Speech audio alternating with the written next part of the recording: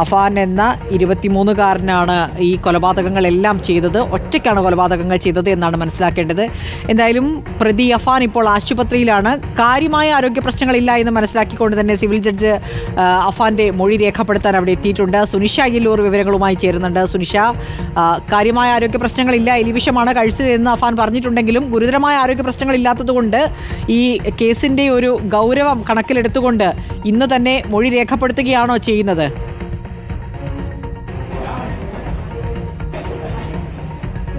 അപർണ, ഇതൊരു സാധാരണ പ്രൊസീജിയറാണ് എന്നുള്ളതാണ് നിലവിൽ മനസ്സിലാക്കുന്നത്. കാരണം സാധാരണ രീതിയിൽ തന്നെ ഏതെങ്കിലും തരത്തിൽ വിഷം കഴിച്ച് ഇങ്ങനെ ആത്മഹത്യാ ശ്രമം ഒക്കെ നടത്തുന്ന ആളുകൾക്ക് നേരെ ഇതേ രീതിയിൽ തന്നെ മജിസ്ട്രേറ്റ് എത്തി മൊഴി രേഖപ്പെടുത്താറുണ്ട്. അതിന്റെ ഭാഗമായി തന്നെയാണ് നിലവിൽ അത്തരമൊരു പ്രൊസീജിയർ ഇവിടെ നടക്കുന്നത് എന്നതാണ് നമുക്ക് ലഭിക്കുന്ന വിവരം. പക്ഷേ ഈ പറഞ്ഞതുപോലെ ഈ കേസിനെ സംബന്ധിച്ചിടത്തോളം എന്തിനാണ് ഈ അഫാൻ വിഷം കഴിച്ചത് എന്നതടക്കമുള്ള കാര്യങ്ങൾ അത് ഈ കേസുമായി ബന്ധപ്പെട്ടുകൊണ്ട് നിർണായകമാണ്. അതുകൊണ്ട് തന്നെ ഇതിൽ പ്രധാനപ്പെട്ടതാണ് എന്നതാണ്. അല്പസമയം മുമ്പ് സിവിൽ ജഡ്ജ് ആശുപത്രിയിലേക്ക് എത്തുകയും അഫാന്റെ മൊഴി രേഖപ്പെടുത്താൻ ആരംഭിക്കുകയും ചെയ്തിട്ടുള്ളത്. എന്താണ് അഫാൻ ഈ വിഷം കഴിക്കാനുള്ള സാഹചര്യം എന്നതടക്കമുള്ള കാര്യങ്ങൾ ഈ മൊഴിയിൽ പറയുമെന്നുള്ളതാണ് പ്രതീക്ഷിക്കുന്നത്. അങ്ങനെയെങ്കിൽ ഏതെങ്കിലും തരത്തിൽ പോലീസിന് അനുകൂലമായ തരത്തിലുള്ള ഏതെങ്കിലും ഒരു തുമ്പ് കിട്ടുമോ എന്നത് തന്നെയാണ് പ്രതീക്ഷിക്കുകയും ചെയ്യുന്നത്.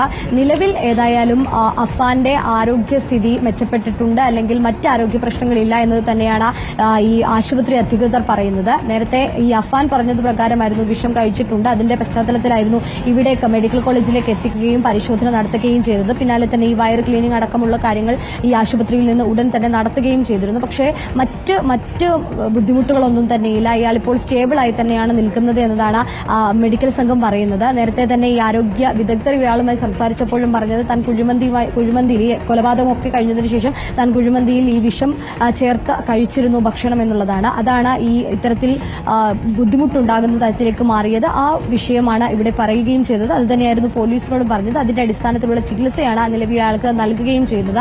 നേരത്തെ തന്നെ മറ്റ് പ്രശ്നങ്ങൾ, അതായത് ഒബ്സർവേഷൻ പീരീഡിലായിരുന്നു. ഈ ഒബ്സർവേഷനിൽ തന്നെ ഇയാൾക്കുള്ള ചികിത്സ നൽകിക്കൊണ്ടിരിക്കുകയായിരുന്നു. പക്ഷേ പോലീസ് ഒപ്പം തന്നെ മെഡിക്കൽ സംഘവും പറയുന്നത് ഇനിയും അടുത്തൊരു 12 മണിക്കൂർ കൂടി നിർണായകമാണ്. എലിവിഷമാണ് കഴിച്ചിട്ടുള്ളത്. അത് എത്രത്തോളം ശരീരത്തിലെ മറ്റ് അവയവങ്ങളെ പിടിക്കുമെന്നതടക്കമുള്ള കാര്യങ്ങൾ അറിയണമെങ്കിൽ കുറച്ചുകൂടി മണിക്കൂറുകൾ കഴിയേണ്ടതുണ്ട് എന്നതാണ്. അതുകൊണ്ട് അത്തരത്തിലുള്ള പ്രൊസീജിയർ അനുസരിച്ചുള്ള ചികിത്സയാണ് നിലവിൽ നൽകുകയും ചെയ്യുന്നത്. അതിനുശേഷം മാത്രമേ ഈ ഒരു ഒബ്സർവേഷൻ പീരീഡ് കഴിഞ്ഞാൽ മാത്രമേ എത്രത്തോളം സ്റ്റേബിൾ ആണ് ഇയാൾ എന്ന കാര്യത്തിൽ വ്യക്തത വരികയുള്ളൂ. അതുകൊണ്ട് തന്നെയാണ് പോലീസ് ഏതായാലും നിലവിൽ അത്തരമൊരു ചോദ്യം ചെയ്യലിലേക്കോ മൊഴിയെടുക്കലിലേക്കോ ഉടൻ തന്നെ കടക്കാതിരിക്കുകയും ചെയ്തത്. പക്ഷേ ഇയാളുടെ ആരോഗ്യസ്ഥിതി പൂർണ്ണമായും സ്റ്റേബിൾ ആണ് എന്ന് മനസ്സിലാക്കിയതിനു ശേഷം മാത്രം ചോദ്യം ചെയ്യലിലേക്ക് കടക്കുക എന്നതാണ്. അതിനിടയിലാണ് നിലവിൽ സിവിൽ ജഡ്ജ് ഇവിടെ എത്തി ഇപ്പോൾ മൊഴി രേഖപ്പെടുത്തുന്നത്. അതിലേതെങ്കിലും തരത്തിലുള്ള വ്യക്തതയോ കൃത്യമായ എന്തെങ്കിലും വിവരങ്ങളോ ലഭിക്കുമോ എന്നൊരു പ്രതീക്ഷയിൽ തന്നെയാണ് അന്വേഷണ സംഘവും ഉള്ളത്. ഈ പറഞ്ഞതുപോലെ അഫാൻ നേരത്തെ തന്നെ പോലീസ് സ്റ്റേഷനിലേക്ക് എത്തിയതിനു ശേഷം പറഞ്ഞിരുന്ന പ്രധാനപ്പെട്ട കാര്യം താൻ ഇങ്ങനെ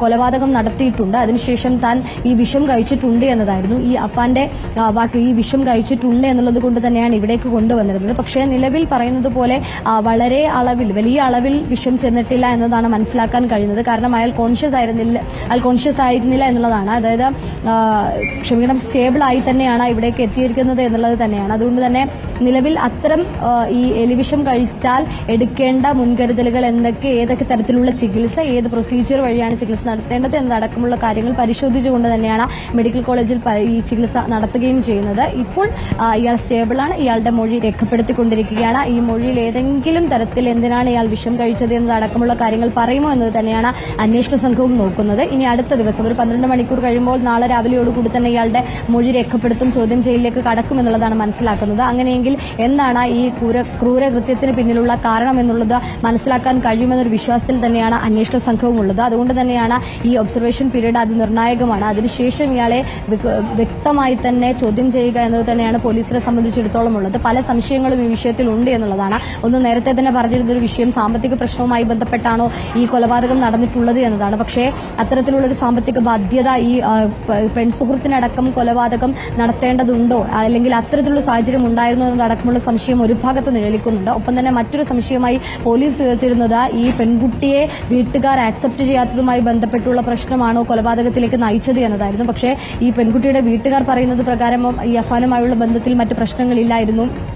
വിവാഹത്തിനോട് ചോദിച്ചപ്പോഴും മറ്റ് ബുദ്ധിമുട്ടുകളൊന്നും പറഞ്ഞിട്ടില്ല എന്നതാണ്. അതുകൊണ്ട് തന്നെ ഈ കാര്യത്തിലുള്ള ഒരു ആശയക്കുഴപ്പത്തിൽ ബന്ധുക്കളെല്ലാം തന്നെ ചില കാര്യങ്ങളിൽ വ്യക്തത വരുത്തിയിട്ടുണ്ട് എന്നാണ് മനസ്സിലാക്കേണ്ടത്. എന്തായാലും ഇനി നിർണായകമായിട്ടുള്ളത് അഫാന്റെ മൊഴി തന്നെയാണ്. അത് പോലീസ് രേഖപ്പെടുത്തിയതിനു ശേഷം മാത്രമേ ഇതിൽ എന്താണ് സംഭവിച്ചത് എന്നുള്ളത് സംബന്ധിച്ച് ഒരു കൺക്ലൂഷനിലേക്ക് എത്താൻ കഴിയുകയുള്ളൂ. എന്തായാലും സുനിഷ അയലൂരാണ് വിവരങ്ങൾ നൽകിയത്.